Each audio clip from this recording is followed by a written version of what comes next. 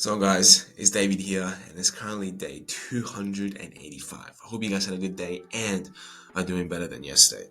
But the time is currently 8:35 and yesterday I made a mistake by eating some processed cereal. Now I had some wheat bix, although they're supposed to be healthy, they're still processed. And by doing so, I have been going to the toilet multiple times yesterday, and I just had this very upset tummy, and I had my hemorrhoids forming again, so I just couldn't sit still whatsoever. Therefore, yesterday night, I couldn't even really just sit still and do any more work. So I went to bed a little bit earlier, but that's good because that means I slept a little bit longer. Therefore, today I do want to get up now, and instead of working on my project in the mornings, I think what I will do is go to the gym and get that out of the way. Because today I do have an afternoon shift, so I'll do that first and then come back and use my time to work on my project. Therefore, today I'm also going to control myself more. I'm going to have more discipline in my actions because I need to take hold of my emotions better because I need to start taking full responsibilities of my life. Therefore, today I want to talk about the topic: how can we control our emotions? How can we control our emotions better? So, before I get into that, I'm going to get up now and get the first thing over with, which is to have an amazing workout, wake up in the morning, take hold of my destiny, win my mornings when everybody else is asleep. I'll see you guys in a bit. So guys, it is currently 9:27. Just came back from the gym and I want to talk about how can we control our emotions? How can we control our thoughts?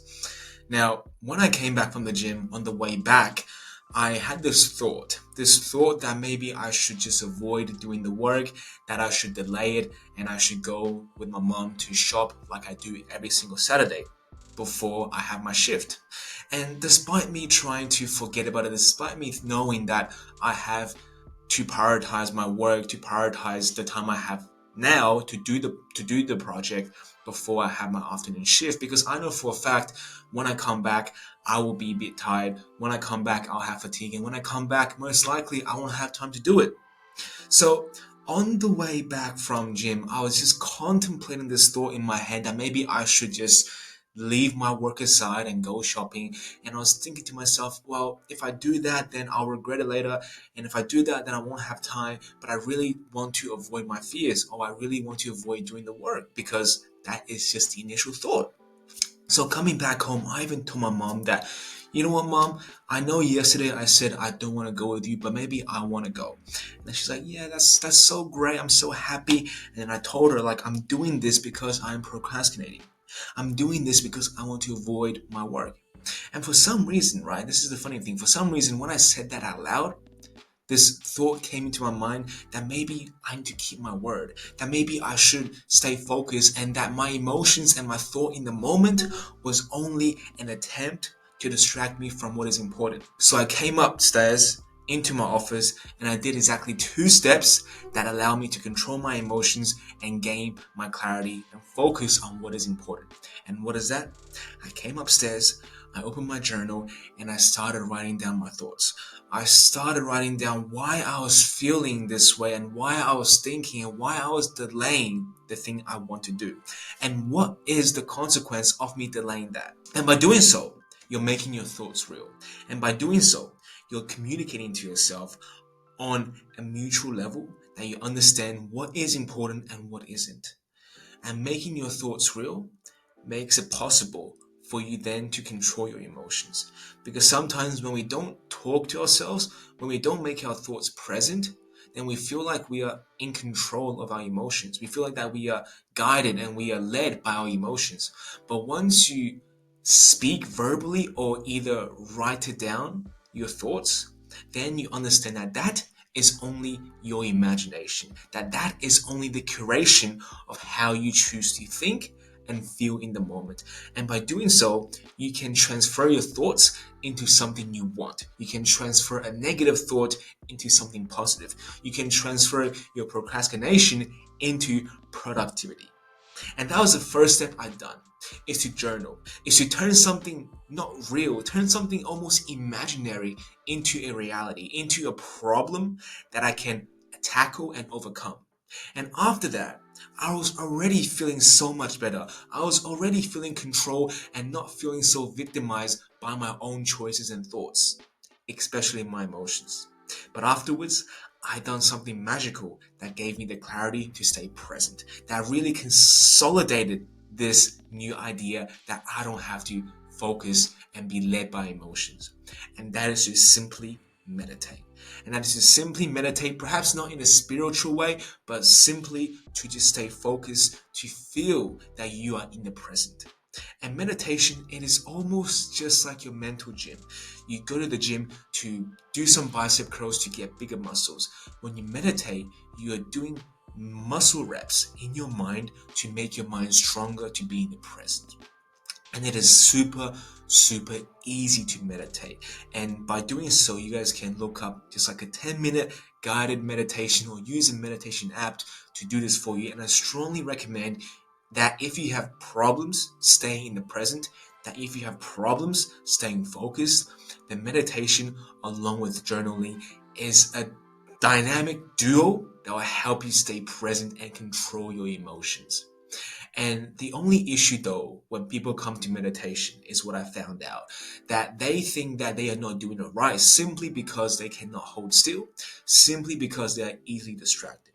However, that is the exact signs that you are doing it correctly. That is exact signs that meditation is working for you. Because for one to improve in calmness, for one to improve in the clarity and duration of their focus, they must first lose focus and regain focus. That itself is doing one rep of your mental gym. That itself is like doing one bicep curl. Right? You can't curl a bicep if you don't drop it down. You got to control the eccentric and the concentric. And by doing so, you do one rep. And yes, it may not feel great. You might think that meditation means to be still, to be focused, to lose yourself in some spiritual world, but that simply isn't the truth. At least not for beginners. At least not for the simple purpose to stay focused. Unless you want to find your spiritual awakening, then perhaps yes, that's the way. But either way, to start meditating, to start really gaining your focus, is to first lose focus, then take control back. And why is this important? Because just like our emotions, we first feel that we are controlled by emotions because it is always there. We are constantly thinking about it. And just like meditation, what it teaches you is after you have that thought in your head, you don't have to act. You have to realize that it is only a thought. And by doing so, your thought will eventually dissipate. Your thoughts will eventually turn to something else, and then you then can regain your thoughts, then regain your clarity, noticing that I am only thinking, that I am in the present. And by doing so, you're allowing your thoughts, your intrusive thoughts and emotions to guide away. And once you realize that, once that is revelated to you, you understand, perhaps for once, that you don't have to act on your thoughts, that your thoughts are merely only a split seconds of your imagination of how you feel as a human in the present, in the subconscious mind, but that changes. That fluctuates over time. You can't always be happy. You can't always be sad. You can't always be lazy, nor can you always be productive. But what you can do is to understand no matter what feelings and emotions that come into your mind, it is not permanent. It is only temporary. And by losing focus and gaining focus back, you will stay present. You will control your emotions. And most importantly, you will manage to get more things done and feel in total control of your mind and soul. And to do that requires practice.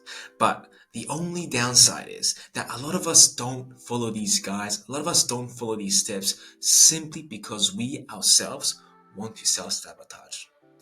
Here's an example. When yesterday I was about to watch a movie, I did exactly what I said I was going to do. I journaled, I meditated, and before I acted on a bad behavior, I even spoke out loud the consequence of watching TV, the consequence of watching a movie. And by doing so, I realized when you actually say the bad things about the thing you're about to do, you realize how bad it is consciously. And yes, I did realize how bad it was to open the movie, to open the TV and watch movies for about 3 hours of my time instead of focusing on my purpose. And by saying that out loud, I felt ashamed, I felt guilty, and I felt like an absolute loser. And because I don't want to feel inferior, because I don't want to feel ashamed, what did I do? I stopped speaking the consequence out loud. I stopped talking to myself, and I let myself mindlessly fall back into the distraction. So a lot of the times, we don't want to stay focused because we don't want to feel bad about ourselves. We don't want to journal and write down our thoughts because we know facing our thoughts will make us feel shit. Facing our thoughts will make us feel weak. But sometimes to stay away from distractions, sometimes to build emotional and mental competence means you have to face this uncomfortable truth.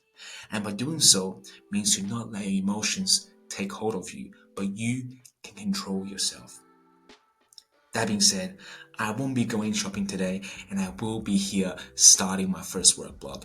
Although it did take some reluctancy for me to say no to distract myself, but eventually following these two powerful principles, journaling and, that's the wrong finger, but journaling and meditation, I managed to take control of my emotions. That being said, I'll see you guys shortly, well, probably tonight because I do have work. I see you guys soon. So, guys, it is your favorite friend back at it here once again, and the time is currently 7:46. So, came back from my shift and I cooked my chicken breast for the whole week. Pretty much got myself ready for next week, got myself prepared for next week to come. So, just got back now to record this clip, and it has been great, guys. Work's been great, everything has been well. And that is life, guys. Unfortunately, there's nothing too exciting going on in my life. A lot of the times it's the same stuff every single day, like clockwork. And really, that is what you really want your life to be. You shouldn't hope your life to be exciting, to be different every single day. Because if your life is always extraordinary, if your life is always something different, then you should question yourself, are you actually staying focused, or perhaps you have just been living a bit too luxuriously lately? Because to grind in life, to go on the journey of growth, it should really be like a consistent day-to-day routine regimen, right? So it is very consistent for me every single day. Of course, lately I have kind of been whining. I have been crying. I have been complaining about how I'm not finding my consistency, how I'm not finding my discipline. And I guess the reason why that was the case is simply because I am making what is not difficult hard for me. And what do I mean by this?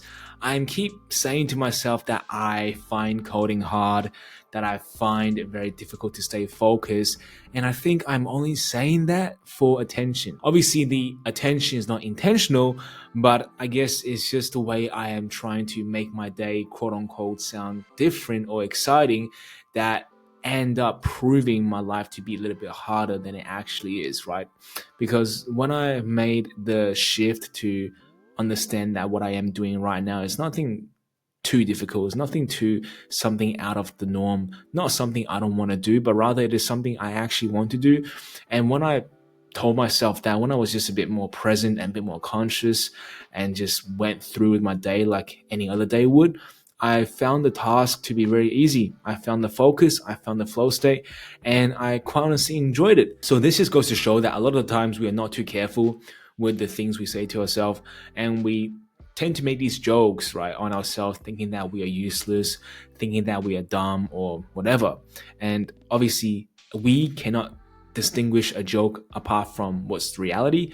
And sometimes, although we may be making a joke, we take it personally. And that can definitely have a negative effect on your mentality. So always stay positive, not because you're trying to fool yourself into positivity, but rather, why would you be negative? Because if you're negative, well, you're fooling yourself or not, and you're just being negative all the day. So definitely, if you had to pick one or the other, of course, you would always pick positivity. You would rather be happy than to always be sad, because I know I don't want to be sad every single day. So it's just really being conscious and then watching what you say to yourself, because that really makes the big difference. Like, I know you guys may not think that is a big difference, but quite honestly, guys, just saying the right things to yourself, just appreciating yourself and appreciating the things that you have around you quite oftenly can have a tremendous positive impact on how you view the world, on how you view your situation, and most importantly, how you view yourself. Because that is important, guys. Because when you're in this journey of growth, from what I noticed and realized, is that a lot of people won't believe you, a lot of people will doubt you, and a lot of people, they may try and act like your friend or try and support you. They are just resenting you. Well, not resenting, but like they're condemning you behind your back. They're talking down on you. So it is definitely a very lonely journey in the aspect that until you prove your worth, until you prove your value, nobody is going to believe you, right? That is just the truth of reality. If you go against the grain of nature, if you go against what majority of the people believing, then you are going to be an outcast. You are going to be the black sheep, and everyone is going to stay away from you unless you find that like-minded group of people, which is many, but a lot of us is difficult to find that group because we are not a part of that community just yet. But yeah, I mean that's really just me a little bit rambling on about just the stuff on my mind today. But this is really all I gotta say for today. So I hope you guys had learned something from this. But if not, like always, I'll be here for you guys tomorrow. But until then, good night.